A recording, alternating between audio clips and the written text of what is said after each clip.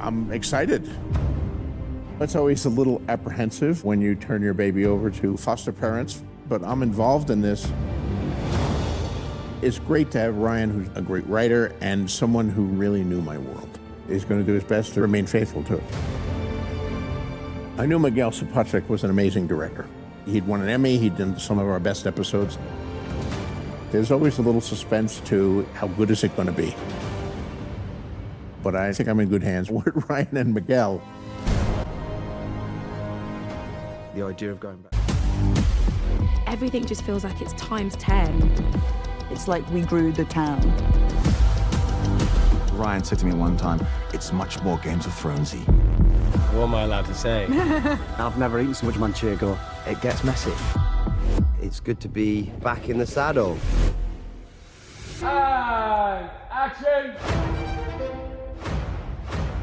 It's a bit of a dance, this.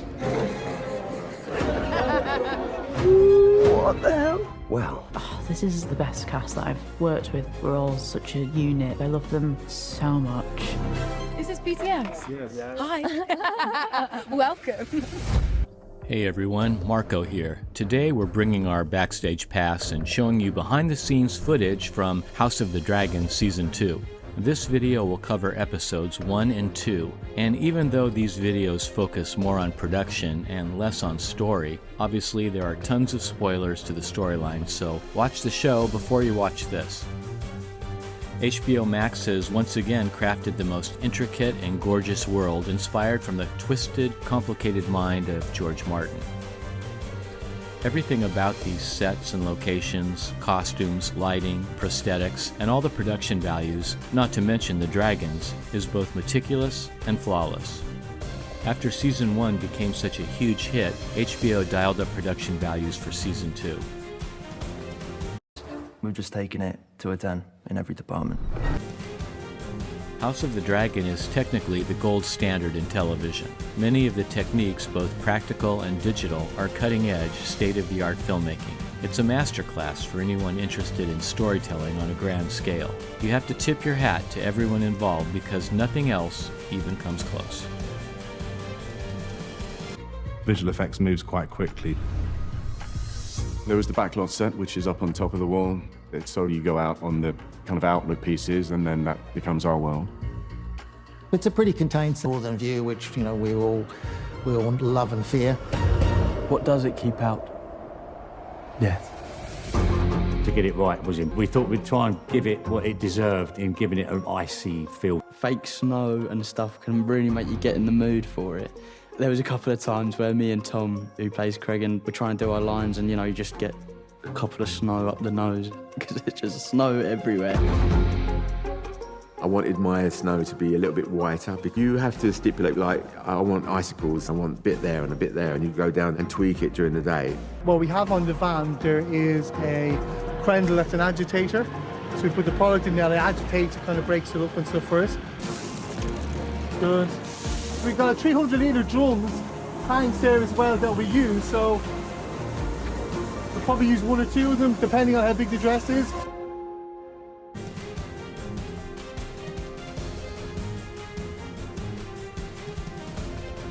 I've combined and re-edited footage, interviews, and other assets from the series to make this behind-the-scenes collection for production and film buffs.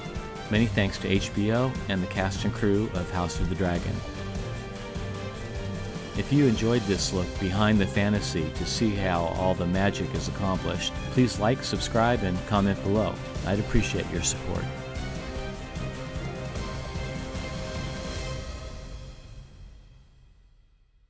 Helena was fantastic. Her character was engaging. You know, the fact that her anxiety and her walls, the graffiti and graphics that sort of exposes them. I introduced these really beautiful cabinets, which I bought in India, actually. They were high. When you tilt them open, they're really pretty with all the lovely butterflies and insects. Just so many insects. I got to work with these crickets in these little wooden cages. They were making quite a few escapes, actually, which is quite fun. Just loads of embroidery, like so many spiders and owls and bats and kind of just creepy, cool Helena things. We had this dilemma, well, where do we put the that she would end up in Rhaenyra's apartment. Interesting, seeing as that's where Rhaenyra lost her virginity, and then that's where she's having sex with Cole. They both had sex with Cole in the same room. Sweet irony. It's all very, very messy. The Red Keep is a very incestuous place. The Princess Rhaenyra is brazen and relentless. A spider who stings and sucks her prey dry. We changed a little bit of the furniture, but we wanted it to be architecture and the position of furniture. In Aegon's apartment, we decided that that would pretty much stay the same furniture, so he just moved in. Gone are all the histories and books, because Aegon thinks he doesn't need that. Him wearing the crown is enough for him to rule. By this brilliant artist called Steve Mitchell, and if you go right up close to it, it seems to be just a blur of splodges. And then when you step back to where the camera is, it just comes into focus as a view across King's Landing. Persuading people that it's still a good way to do an in-camera view out of a window. A lot of times in this series, we're looking at maps as top shots looking down at the table, and often because of that, they don't get serviced in a way.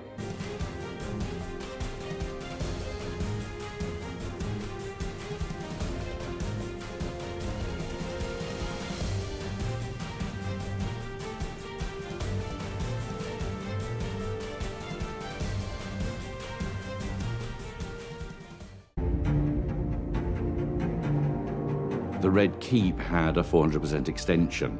The general consensus was from legacy players, the courtyard was small. The number of scenes, season 1 didn't justify that scale of build, so this season we've been able to do it, and it links directly into the King's Landing streets, which we had done digitally last year. And it's really given scale and depth to that run of street. But once you're on them, you can forget you're on a set. You can walk around for a good 10 minutes before you see a scaffolding tube. It makes it possible to do so much without mounting the incredible costs that come along with filming on location. So far we've done our King's Landing scenes in a beautiful medieval town in Spain called Cáceres. The problem with shooting in beautiful cities like Cáceres and Trujillo is these are World Heritage sites, so you can throw horse crap and mud all over the street and set things on fire. If you want to do that kind of thing, you have to build your set. So what we did this year is we expanded our King's Landing backlot set. It had been my ambition on this season to build part of King's Landing, so the point was to make it seamlessly connect to the real place. Hopefully we've done that with the look and the style. To explore them, we had to represent them. Jim Clay did an amazing job of building some mini sets and then sort of incorporating into the larger set. So the Red Keep. It's always great to do a sewer for an art department. Mike Dawson put in the water and it was absolutely flowing like a mad river. The sewer is probably my favourite set. My easiest set, the prettiest set, I think. I know it's a sewer. We want to delay that first sewage dump, mate, just until they're slightly deeper in there. We didn't get much of a brief on that. They were just ploughing through the water, and I thought, I'm going to go to town on this. They're all madmen. It was incredible and kind of horrible. A medieval sewer, I can imagine better places to spend time. We were like, how are we going to build this tank effectively, quickly, portable? So we ended up buying these concrete blocks that slot together, and we built up a wall around it. We designed it so that we had big pumps on one end making a flow down through the canal. And then I put in tip tanks so it looks like people are flushing water down. And there was multiple layers, so you get like cascades. Then we opened it up for Malcolm to come in with all his guys, and they built on top of it. We didn't have one single leak. Which is very unusual for any tank anywhere. They had some massive, fully functioning pumps in there turning the water around. It actually recycled water. They brought the tank in, and then we built the set inside using the tunnel from season 1 with the water and the way the special effects. A torch, you know, we all watched The Third Man again because anybody who shoots in the tunnel has to go back and watch The Third Man. It was great imagery, I think. That was a lot of fun. We got to chase these two guys, follow these two guys, lead these two guys through all these spaces, tramping through a sewer with running sewer water and see parts of the Red Keep we'd never seen before. It's just a DP's dream. The design team on this. To be secret. But obviously the castle is dark and the space they're going through is dark, so they're carrying a torch. The itself to a bare minimum, so that as they moved through spaces, you had a sense that you were moving through the space. You never had a sense that you knew where they were heading. You were discovering where they were going as they discovered it. In terms of getting into character, you don't really have to do very much. I don't have to say to myself, okay, you're in a castle, like all that's done. We need to get our head and get out. We had to just not think of it as like we're going in to film the most like horrifying thing. Another heartwarming moment from George R.R. Martin, everybody. So by the time we come around, we want her to be legally that far away from us. I see, So okay. she's going faster and faster. So Yes. when we come around, she's, we're seeing her head to toe there. She's going faster than us. Yes. And we want it to be believable that when we come around here, she's that far away from us. Yeah. SFX did an amazing job making it look very atmospheric with all the rain and the wind inside the stage. We have to make sure that the landing area for the water is sealed. We've got a membrane down, we've got some sort of management so we can get some pumps in. And then ultimately it just comes down to a lot of squeegees, a lot of labour, and some pumps just pumping it out the door. It's a small piece of a line. She's badass. Why wouldn't you have a crossbow? It was a funeral, but I had so much fun. Not a shot! I just had the best seats in the house. It was a beautiful, huge model that took half of the king's apartment. It's truly wondrous what you've built. But it was so nice and so beautiful that it was just a big part of the room, so we got to destroy it. The beautiful Valyrian model is still intact. The incredible props people made these like 8 3D printed extra ones, the sort of powder of it into the air. Has to be made out of really light material, and that's what smashes, and we just make sure that we've got the look that they want. The actual 3D models are really expensive, so we couldn't have many shots of it.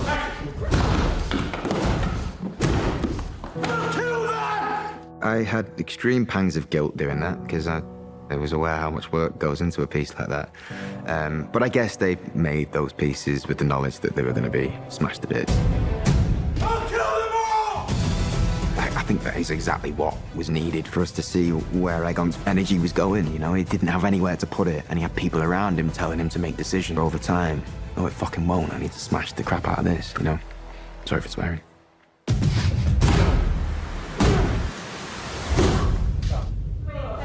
Brilliant.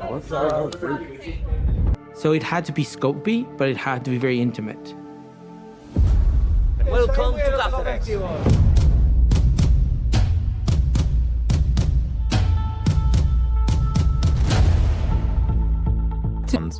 The locations give a real sense of just scope and scale, and then big. We know where to place the light. You know, you're hit by this big skies, light, and this beautiful old stonework, and that just influences you. You can't help it. It sort of does all the acting for you, being in environments like that. You don't really have to pretend. Welcome to King's Landing. The incredible team of people who, beautiful horses and how well behaved they are, the armor that they are covered in, it just ails because I shot all of the funeral at 40 frames per second so we could choose which bits we'd use in slow-mo and not. And so those veils in slow-mo are absolutely stunning. And then I also wanted to sort of fill the air. So they're throwing hops. So when we have these slow-mo moments, we've got all these pieces slowly falling through the air, and they're laid on a table. We did a full body scan. We had a very good 3D cleanup person who made an absolutely beautiful copy of his body, which we then had milled out by an outside company, molded, and then turned into a silicone body. Once he was a silicone body, we just had to take his head off and decide how to stitch it back on. So we went through a few different versions of sort of medieval stitch reference and these kind of metal loops that we had to sort of pin the neck together. We're supposed to see that the head's very obviously stitched on because the Greens want to demonstrate how barbaric Rhaenyra has been. Behold the works of Rhaenyra Targaryen!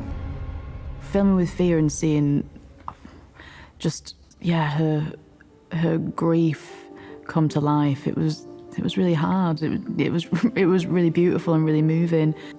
Then we broke, and she like wiped the tears. She's like, I really felt like you were my mummy then. I was like, oh, good, great. It was a funeral, but I had so much fun. It was so fun. I mean, me and Fia get on really well. So like in between takes, very sad, but like singing, show tunes, doing whatever. It was quite nice to just sit down and be like driven around by horse and cart. Oh, it's so beautifully filmed. All the layers of texture, Fia and Olivia's performance, and I'm thrilled with the outcome of it. Fake bodies and real life people hanging there. The bodies are incredible. I knew it was 50-50, but you've got to get right laughing. He gave that he shouldn't have done that on camera. Very unprofessional. How's that feel, son? It's really nice. Really nice.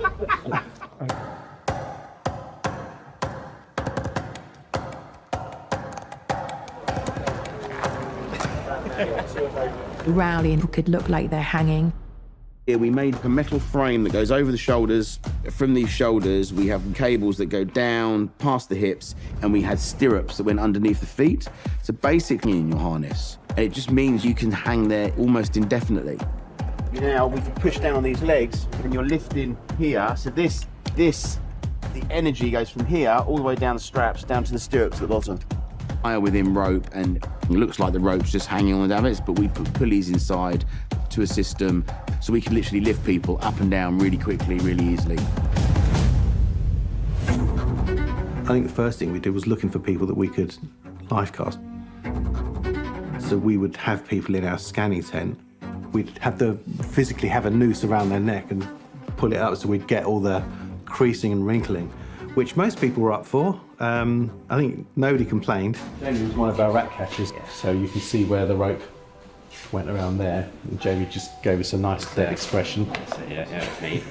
And Danny, we've kept these because I think we're probably going to have to let Danny have this. Is it catchers? There's a lot of processes involved just to get, the scan done, then we mould that, then we get a plastoline on it, we tighten up, mould that into a silicone, and then paint it, do all the hair work, and then we've got to put them onto a body. So yeah, it's fairly convoluted. It was great actually, just seeing them all hanging there finally, finally take it in. You're like, oh, that's quite cool. I had to allocate a big stage to build the set on.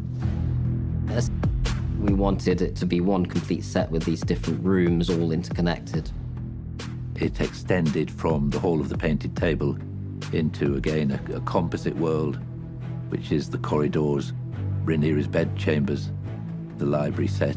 So you have a set that is essentially a collection of many other mini sets, so you can walk from one room to another and make the audience feel like you're in a real castle. And it's fantastic. Rhaenyra is a very important character, so we wanted a room that sort of really echoed the uniqueness of her character.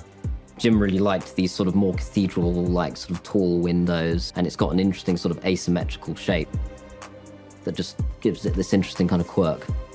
What we wanted to provide for Rhaenyra is a sense of the history behind her and her family and the history of Dragonstone. So that big sculpture in her room, it's a temple to the history that's gone before.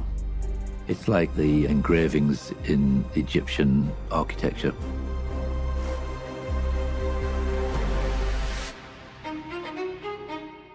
Happy. Go to Mother, take one. The brief of the library set was it was an enormous scrolls library containing all of the Valyrian history, essentially in the form of scrolls.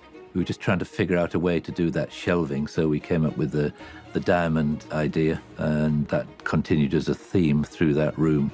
And then Claire dressed it with many layers then of other artifacts and element of Valyrian history. And sword. That was the first conversation we had when we arrived. We started thinking about ways of shooting it, how the fight should look like. Rowley then did extensive rehearsals and blocking with his team, which would then be filmed and presented to Claire. That would be tweaked. And then Rowley introduced the twins into that. Those guys performed that entire scene themselves. They trained for it, they learned it, they got themselves in shape for it. Oh, I couldn't wait, to be fair.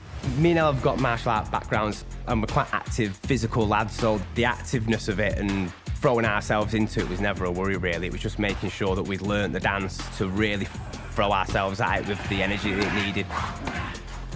Really, it was just about getting it as tight and as clean as we could, and then just coming on to set on the day and just smashing it out. Fortunately, we didn't lose any fingers, so we were doing all right. We knew from season 1 how hard Elliot and Luke would work. Then the only thing I wouldn't let them do was actually just to smash into the pot. Everything else they did. Eddie, the stunt guy, bless him, like, he clamoured this pot so hard, smashed it. And rather Eddie than me, he's earned his money today. That's for sure, anyway.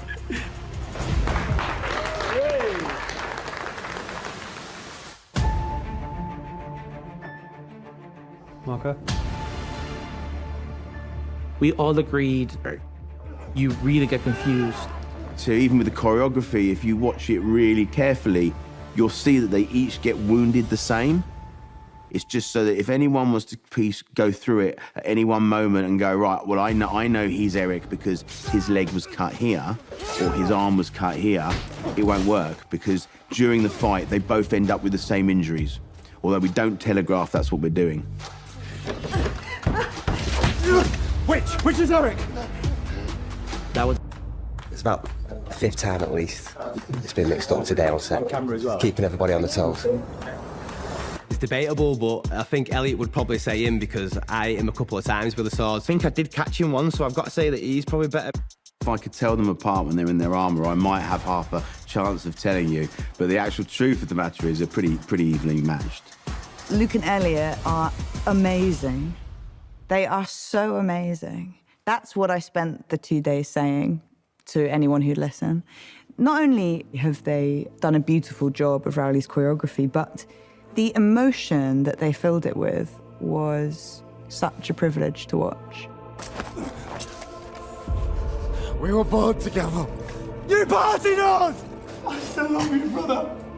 Seeing the divide between them and seeing the humanity they both bring to those roles, I think it really lands in a absolutely brutal way. It's another awe-inspiring moment directed by Claire. Claire's such a beautiful spirit. Before we did that scene, Claire comes up to us and she's like, I've called this scene Searching for Love.